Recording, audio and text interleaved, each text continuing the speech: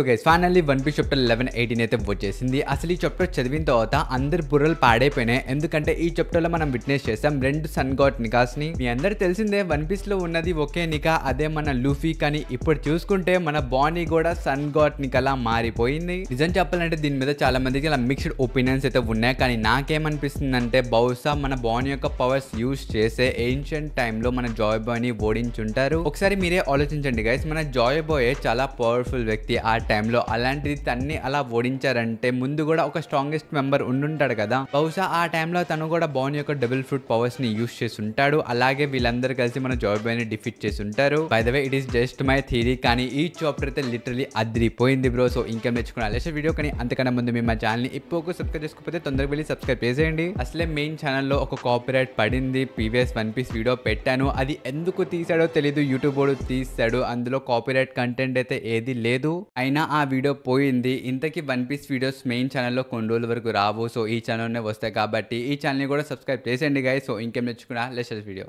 One Piece chapter 11-18 యొక్క పేరు వచ్చేసి బీయింగ్ ఫ్రీ. అలాగే ప్రతి రోజు లాగే ఈ చాప్టర్ కవర్ పేజ్ లో కూడా మనం చూసుకోవచ్చు మన అమాటో ఉంది. తను గాలికి తిరుగుతుంది బ్రో తింటూ, అంతే.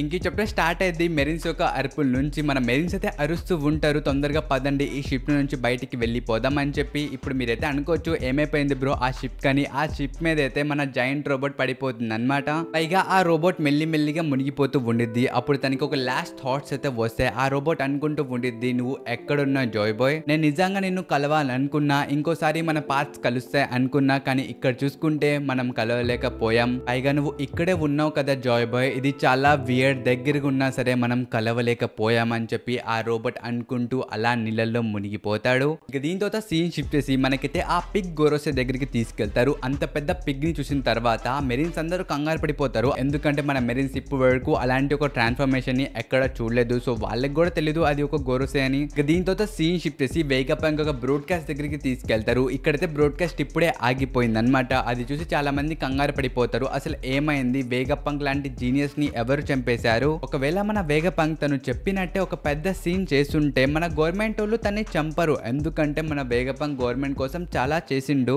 అలాంటిది గవర్నమెంట్ తన్ని ఎందుకు చంపేసిద్ది? నాకు తెలిసి వేగపంక్ ని గవర్నమెంట్ చంపలేదు, ఆ స్ట్రా హెడ్స్ చంపుంటారు. ఎందుకంటే వాళ్ళే కదా వేగపంక్ ని ఒక హాస్టేజ్ లాగా ఉంచిందని చెప్పి వాళ్ళు అంటారు. అసలు లిటరలీ అది విని నేను షాక్ అయిపోయాను బ్రో. ఎందుకంటే ఆ బ్రాడ్కాస్ట్ లో మన వేగపంకే చెప్పాడు తన యొక్క డెత్ తో ఎవరికి సంబంధం లేదని. అని ఇక్కడ చూసుకుంటే వీళ్ళు లూఫీ యొక్క క్రూ మీద ఆ నేరాన్ని నెట్టేస్తున్నారు బ్రో. ఇక దీని తర్వాత సీన్ షిఫ్ట్ చేసి వేగపంక్ ఎవరి దగ్గరికి వెళ్ళిద్ది. అక్కడ తన్ని అడుగుతారనమాట, ఇంతకి ఇప్పుడు ఎంతమంది వేగపంక్ బ్రతుకున్నారు, వాళ్ళందరినీ మేము చంపేయాలి, నువ్వు తొందరగా నెంబర్ చెప్పని చెప్పి వాళ్ళు అంటారు. ఇక మన ఎవరు చెప్పిద్ది, నన్ను పక్కన పెడితే ఇంకా 2 వేగపంక్స్ బ్రతుకున్నారు, వాళ్ళ దగ్గర పంక్ రికార్డ్స్ యొక్క యాక్సెస్ కూడా ఉంది. సో వాళ్ళనైతే ఇప్పుడు తప్పించుకుని ఇవ్వకూడదు అని చెప్పి తను అనిద్ది. పైగా లొకేషన్ కూడా తను చెప్పేసిద్ది. మన లిలిత్ అయితే ఆ ఐలాండ్ లోనే ఉన్నాడు, కానీ ఎట్లెస్ అయితే జైంట్స్ యొక్క షిప్ ఎక్కి తను పారిపోదామని అనుకుంటుంది. తను ఆ షిప్ కూడా ఎక్కేసిందని చెప్పి తను అనిద్ది. వేగపంక్ ఎవరు మాటలు వినిన తర్వాత మన గోరోసిస్ అయితే చెప్తారు, అయితే ఆ మిగిలిన ఇద్దరిని కూడా చంపేద్దాం, వాళ్ళ అవసరం మనకి లేదని చెప్పి వాళ్ళు అంటారు.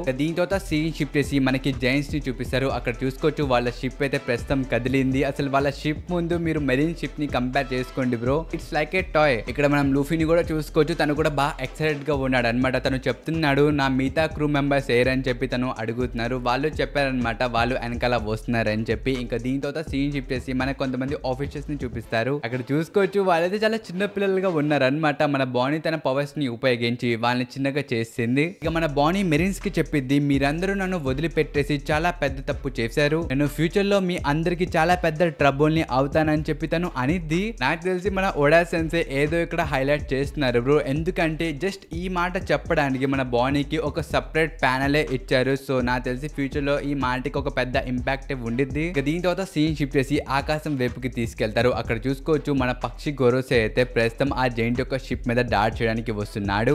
అది చూసిన తర్వాత మన జైంట్స్ కి అర్థమైపోయింది, మనం ఇక్కడ నుంచి వెళ్ళాలంటే మనం ఈ గోరోసేని ఆపాల్సిందే. ఎందుకంటే వీడు ఫ్లైట్ చేస్తున్నాడు, మనం ఈ ప్రపంచంలో ఎక్కడికి వెళ్ళిపోయినా వీడు వచ్చేస్తాడు. అందుకే ఏం చేసినా సరే వీడిని ఇక్కడే ఆపేయాలని చెప్పి మన జైంట్స్ మాట్లాడుకుంటూ ఉంటారు. ఇప్పుడు మీరు అడగచ్చు బ్రో మన లూఫీ ఏం చేస్తున్నాడు అని చెప్పి, తను తింటున్నాడు బ్రో. కానీ అప్పుడే ఆ పక్షి గోరోసే ఒక ఫైర్ అటాక్ చేస్తాడు అనమాట. ఆ అటాక్ ని మన జైంట్స్ ఆపేస్తారు, కానీ చుట్టూ కొంచెం ఫైర్ అయితే అంటుకునిద్ది. దాంతో మన సాంజీ వేగపంక ఒక బాడీని అలాగే కూమాన్ అయితే వీళ్ళు బయటికి తీసుకెళ్తారు. ఎందుకంటే ఇంకక్కడే ఉంటే వాళ్ళు కాలిపోతారు కదా. ఆ పక్షి గోరోసే కూడా చెప్తూ ఉంటాడు, మీరైతే ఇక్కడ నుంచి పారిపోలేరు, మీరు ఎక్కడికి వెళ్ళినా నేను మీ ఎంకలా వచ్చేస్తూ ఉంటా అని చెప్పి తను అంటూ ఉంటాడు. అది మన లూఫీ వింటాడు అనమాట. తను చెప్తాడు అయితే రెడీ, మేము కూడా రెడీగా ఉన్నామని చెప్పి తను వెంటనే తన గేర్ 5 అయితే యాక్టివేట్ చేస్తాడు. ఇంకా వెంటనే బానీ దగ్గరికి వెళ్ళి చెప్తాడు, పద బానీ మనం వెళ్దామని చెప్పి తను అంటాడు. కానీ మన బానీ స్టిల్ కన్ఫ్యూజ్ లో ఉండేది, తనకి ఏం అర్థం కాదు లూఫీ ఏం చెప్తున్నాడు. కానీ వెంకాల్ చూసుకుంటే ఆ జైంట్స్ అయితే బ్రో డాన్స్ చేస్తున్నాడు, అక్కడ ఫైర్ అంటుకుంది కానీ మనోళ్ళు డాన్స్ చేస్తున్నారు అక్కడ. మన లూఫీ యొక్క మాటలు వినిన తర్వాత మన బానీకి ఏం అర్థం కాదు. తను చెప్పి దీన్ని నేను ఎలా ఫైట్ చేయను, నీ దగ్గర గేర్ 5 ఉంది, చాలా పవర్స్ ఉన్నాయి, నా దగ్గర అవి లేవు కదా అని చెప్పి తను అనిద్ది. కానీ మన లూఫీ చెప్తాడు, లేదు నువ్వు నిజంగా అనుకుంటే నువ్వు నాలాగా మారగలవు, ఒకసారి ట్రై చేయని చెప్పి తను అంటాడు. ఇంకప్పుడే మన బానీకి లూఫీ చెప్పిన మాటలు వినిపిస్తాయి. అంటే ఒక సిచ్యువేషన్ లో మన లూఫీ చెప్తాడు అనమాట, నాకు ఫ్రీడమ్ దొరికితే నేను ఇలా కనిపిస్తానని చెప్పి తను అంటాడు. ఆ మాటలు మన బానీకి ఇప్పుడు గుర్తుకొస్తాయి. ఇక వెంటనే మన బానీ కూడా తన డిస్టార్టెడ్ ఫ్యూచర్ ని ఉపయోగించిద్ది. ఇంకా తను చెప్పిద్ది, నాకైతే ఒక ఫ్యూచర్ ని ఇవ్వండి, ఆ ఫ్యూచర్ లో నేనే ఉండాలి, నేను చాలా ఫ్రీగా ఉండాలి, నేను చాలా స్వేచ్ఛగా ఉండాలని చెప్పి తను అనిద్ది. ఇంకా వెంటనే తను నికాలా మారిపోయిద్ది. దాంతో ఈ ప్యానెల్ లో మనం చూసుకోవచ్చు బ్రో, 2 నికాస్ అయితే ఉన్నారు. ఫస్ట్ మన లూఫీ తన నార్మల్ పోజ్ తో నవ్వుతున్నాడు. ఇంకా బాడీని చూసుకుంటే తను సూపర్ మ్యాన్ లా పోజ్ పెట్టింది.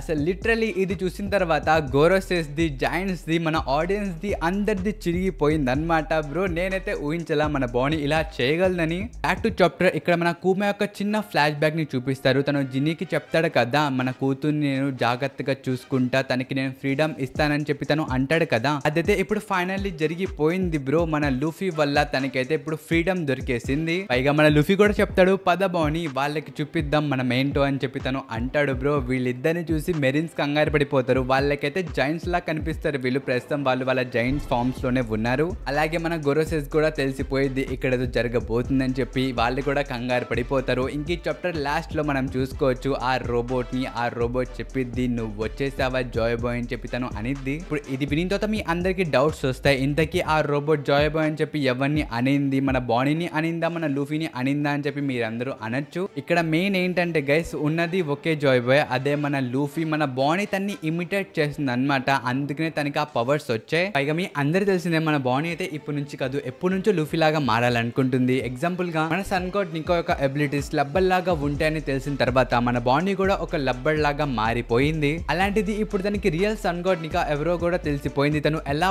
ఉంటాడో కూడా లైవ్ లో చూసింది కాబట్టి ఆబ్వియస్లీ తనలా తను మారిద్ది. కానీ నాకు తెలిసి బాడీ యొక్క పవర్స్ మీద ఒక లిమిటేషన్ అయితే ఉండిద్ది, ఎందుకంటే ఎండ్ ఆఫ్ ది డే అది తన పవర్స్ అయితే కావు. మనకైతే తన డెవిల్ ఫ్రూట్ యొక్క పూర్తి పొటెన్షియల్ ఇప్పుడే తెలియదు కాబట్టి నేను దీని గురించి అంతగేం మాట్లాడలేకపోతున్నా. కానీ ఫ్యూచర్ లో దీని గురించి ఒక డీటెయిల్ వీడియో అయితే నేను తీసుకుని వస్తా. మీరైతే అప్పటివరకు వెయిట్ చేయండి. ఇంకా ఈ వీడియో అయితే ఇంతవరకు గైస్. ఐ హోప్ ఈ వీడియో మీ అందరూ నచ్చితే మాత్రం ఈ ఛానల్ మీరు సబ్స్క్రైబ్ చేసుకోవడం మర్చిపోకండి. అలాగే మన మెయిన్ ఛానల్ ని కూడా సబ్స్క్రైబ్ చేసేయండి. సో ఈ వీడియో అయితే ఇంతవరకు మనకు నెక్స్ట్ వీడియోలో. Until then bye by.